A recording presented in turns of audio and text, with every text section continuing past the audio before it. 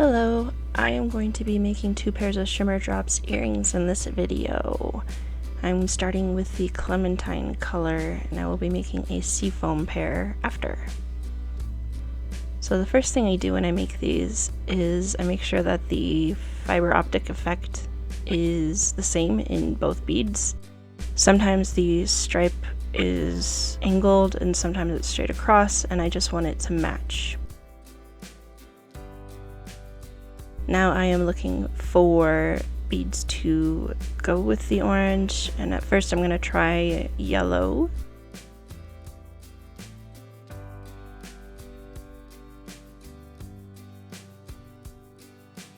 I think that is the fun of these earrings, making color combinations and shape combinations.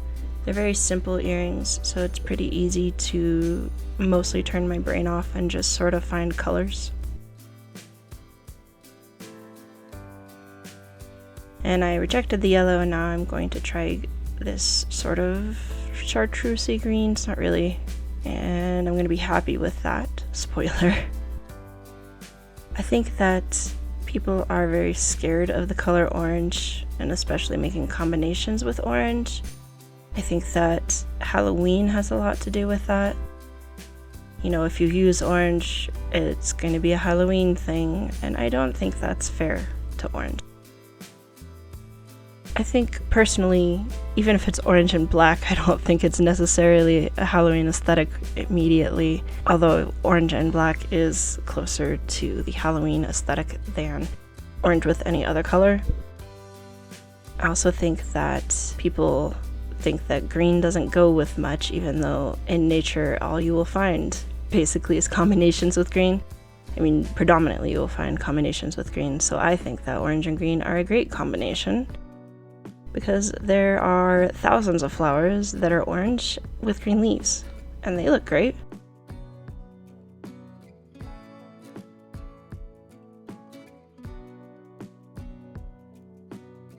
I'm also going with shiny gold on this pair, and I guarantee that that is because I sort of rotate through the metal colors as I make Shimmer Drops when I make them in a batch. Or I'll look at what I already have and base what colors I'm going to use off of that, off of the stock that I already have. With Shimmer Drops or any earrings that I have multiple colorways of, I like to have a variety available. Now, does that probably lead to choice fatigue for my customers? Yeah, probably. But there are a lot of people out there who know exactly what they want. Like, they have very strict color preferences or metal preferences, and I don't want them to look at Shimmer Drops and be like, oh, there's nothing here for me because I specifically like bright gold and that's all I'll wear, and then not to have that option for them.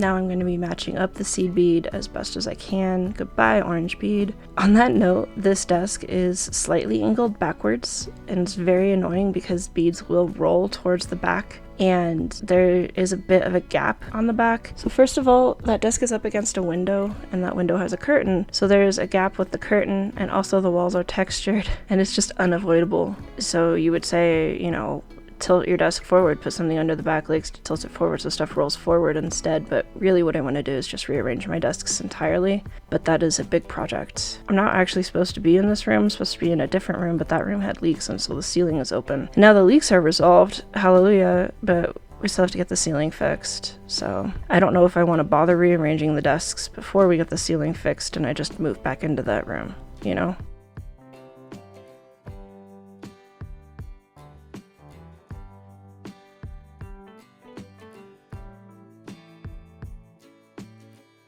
Here I just decided that I don't want to use a rounder bead. For the top beads, I want to use a teeny tiny bead. I also went with a slightly darker and cooler green just for some variety, I would say. It's been long enough that I can't like specifically justify my decisions for these, but I also don't think that the Shimmer Drops are that serious. And as I said, I turn my brain off for them. I don't put all that much thought into what I'm doing other than, oh, that looks good.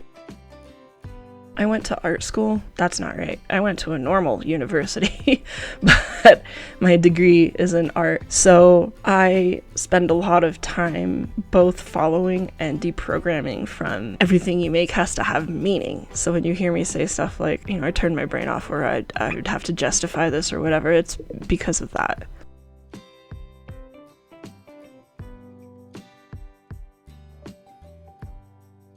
I also went with a Heishi spacer on the bottom and a fluted bead cap for the top.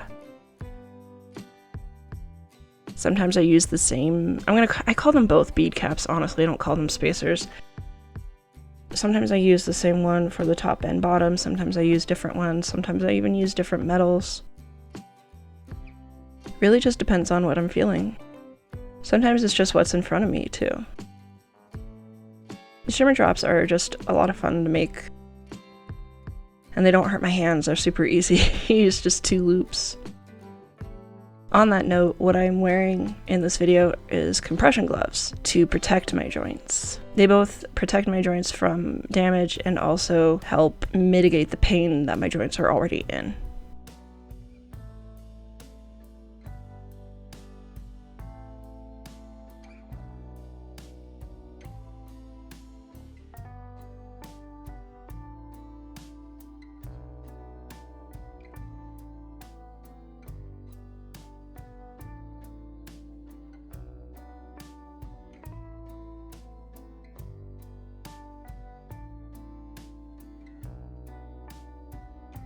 So I just checked to make sure that the bends in the pins are on the same height because I want the earrings to, be the same length. And on these round nose pliers, I have a notch that I've worn into them over the years for my preferred loop size. That is where I'm looping these, since it is just one loop and it will just be an earring hook going through it. It's my preferred loop size because it is both big enough to put stuff through and small enough to not hold much weight visually. Side note, it is very difficult to do this with a camera right in your face.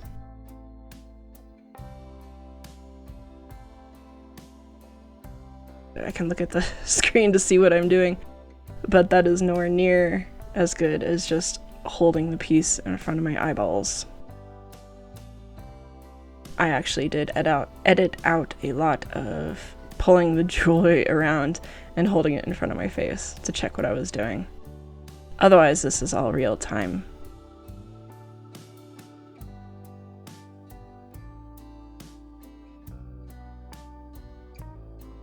The Shimmer Drops earrings, the concept for them, they started out a slightly different style. I didn't used to clip them right over the beads. I used to have a gap where I left the pin open blank because I wanted them longer. They shifted after, a year or two when I got feedback from people that they would prefer to have the color right next to their ear.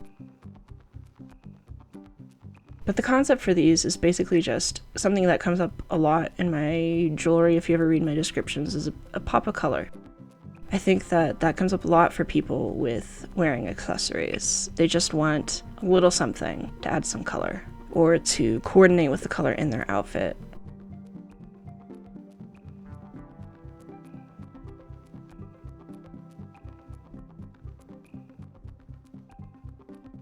I am clipping these with flush edge pliers or flush cut pliers, something like that Nicole from the Crafty Taco recommended to me, and she was correct. They're fantastic to have. It means that the wire cuts flat instead of pinched. Most wire cutters cut with a little pinch, and these cut the wire flat and it looks better and it's smoother. When I use the pinch cut pliers, I end up sanding them down to make them smoother and not sharp. And with the flat cut, I don't really have to do that as much.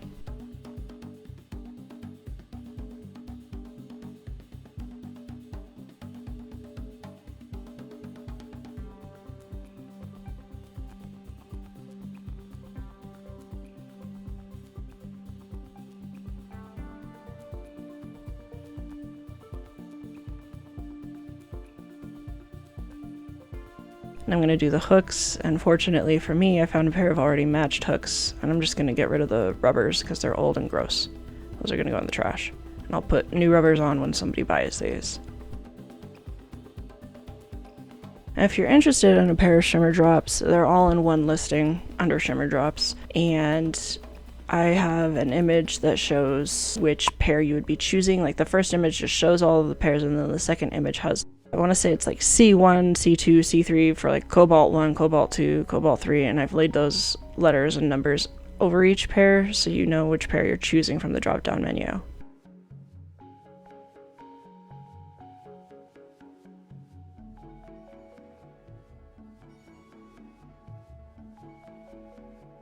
For some people that might cause decision paralysis, but other people really want specific things from their jewelry, sort of a toss-up.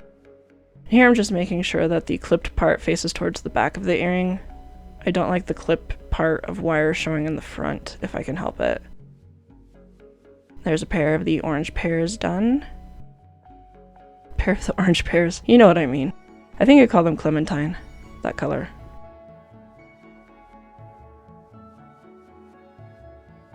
Alright, we have moved on to the seafoam pair, and I'm doing this one in bright silver.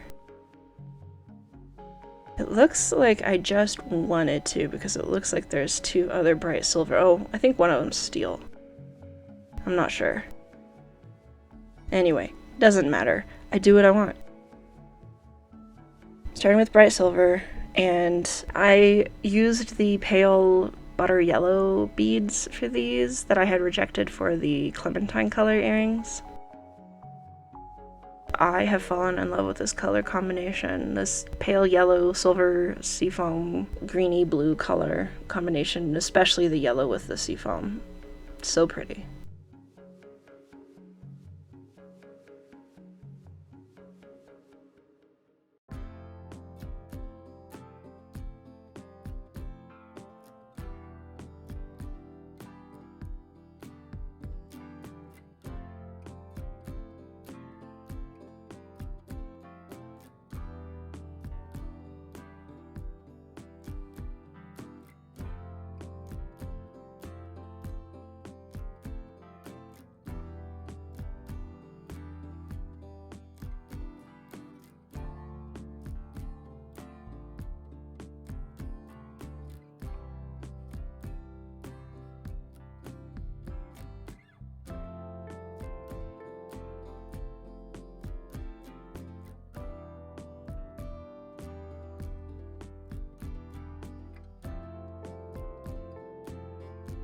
I am swapping from one size of the Heishi spacers to a smaller size of the Heishi spacers. I think size balance is very important to me when it comes to jewelry. I really look at the balance. It's very hard for me to make things that are not balanced size-wise. Here I'm seeing if I like the same Heishi spacers on top and bottom, and I think I am gonna stick with it. You would think I would know, because I have watched this video editing it. I have watched it, I don't know, at least 20 times, but I don't remember. And then I'm going with a smaller bead in the same pale butter yellow for the top bead. Now, I don't have to worry too much about these beads matching because these, I think, are Toho seed beads. Toho's a maker. It means that they're higher quality than the green seed beads that I was using, so they are more likely to be the same size and shape. However, me being me, I am going to specifically make sure that they are. I like my earrings to be as symmetrical as possible, identical as possible, unless I'm specifically going for asymmetrical or balanced asymmetrical. I'm not really sure how to phrase that, but like the Cries of Battles earrings that are in my shop right now, they're symmetrical, but they're different. Every component is different, but they're balanced with each other. Whereas I have like I want to say it's her earrings, which are pink and tasseled. Those are purposefully asymmetrical and not balanced.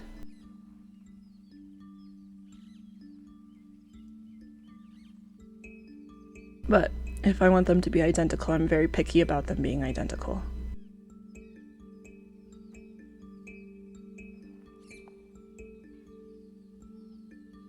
Now, I filmed this in real time because I wanted to show you how long it takes to make these earrings. Even though they're very small and they're very simple, each pair takes me still about 10 to 15 minutes. I definitely sell these at a loss, by which I mean I am selling these at a loss for my labor invested, like my time, labor time invested.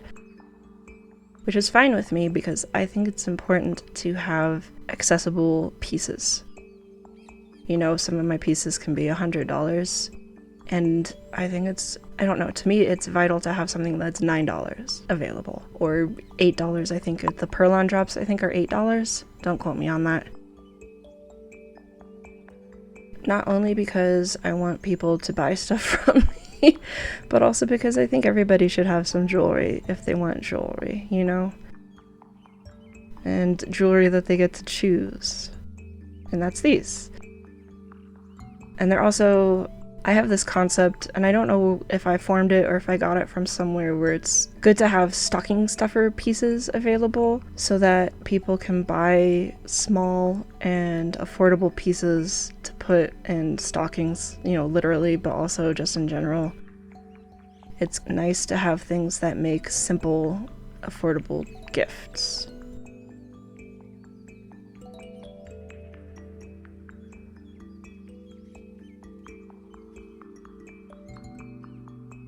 Selling stuff that you make is a very entangled web of, I want you to buy my stuff, and also I want people to have pretty things.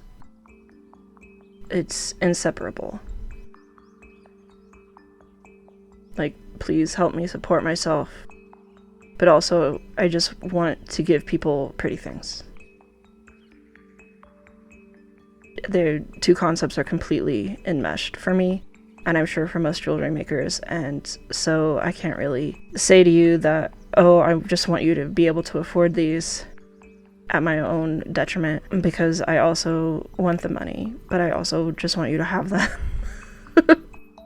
I think most of my customers, my repeat customers, can attest that I just want you to have pretty things. But also I can't just give them away for free because there is a lot of labor involved, and also there's the supply cost.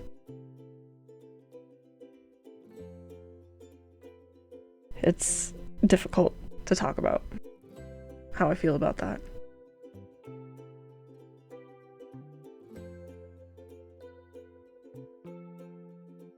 I will say, again, for probably the 100th time, to use pliers, don't use your fingers. Use pliers, don't use your fingers. Pliers are stronger, pliers are more precise. Your fingers are soft and squishy. It will take you a week of using pliers to be used to using pliers. That's it. It is a short time investment to get used to using pliers over your fingers. You may think I don't have enough control. You're wrong. You're just not used to it. You will get used to it. Use pliers.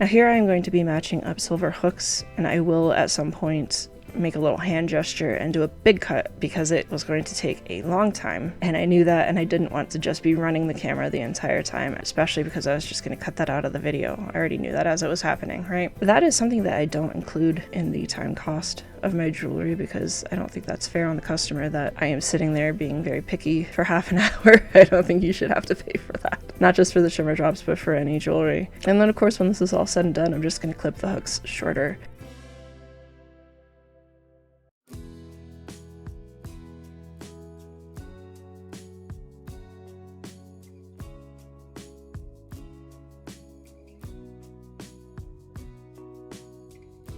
Oh, additionally, I wanted to mention that I have been working on making the hooks shorter because I've heard people say that they want the color like as close to their earlobe as possible when they're wearing hooks, but I think I've gone a little too far and I started making them a little too short. So I'm going to be modifying that to make them just a little bit longer but still shorter. You know, like without the spring, without the ball, so they're closer to the ear, but also so they're not overlapping the lobe. And of course, this is a tricky measurement anyway because a lot of people's piercings are in the middle of their lobe like mine, but a lot of people also have the piercing towards the bottom of the lobe. So it doesn't really matter. That's why I'm saying I'm going to make a cut, and there I found a matching pair. It doesn't really matter how long or short I make the hooks because for some people the earrings will still be farther away from the lobe, and for some people they'll be right up to the lobe.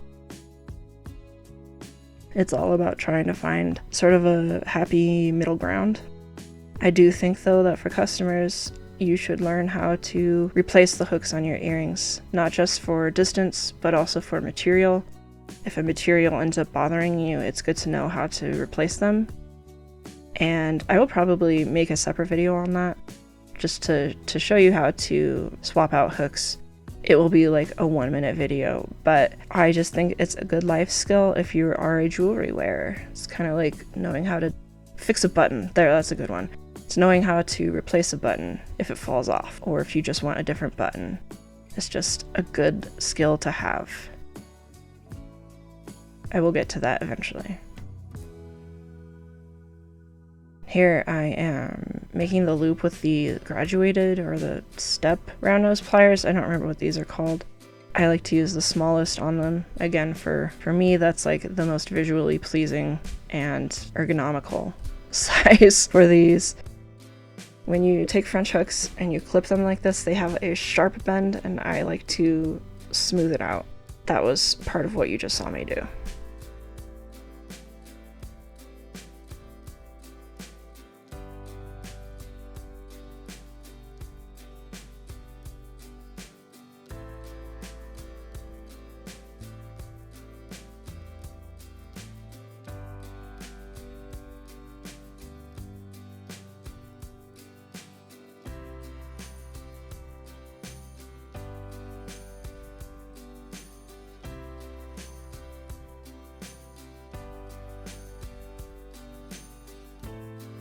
And there you go. That was 2 pairs of Shimmer Drops earrings. Thank you so much for watching. Bye!